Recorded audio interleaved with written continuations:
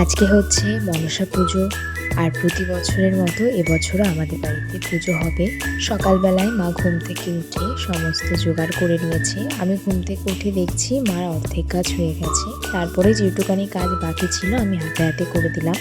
আমাদের সব রেডি হয়ে গিয়েছিল। আমরা কিছুক্ষণ অপেক্ষা করছিলাম কখন ঠাকুরমশাই আসবে।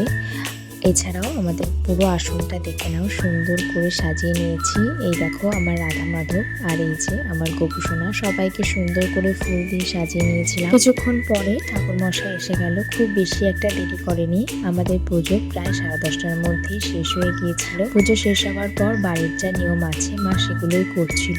এরপর মা সবাইকে প্রসাদ দিল। আমরা প্রসাদ খেয়ে নিয়েছিলাম সবাই, আর আমি প্রসাদ নিয়ে যাচ্ছিলাম জেঠির বাড়িতে দিতে।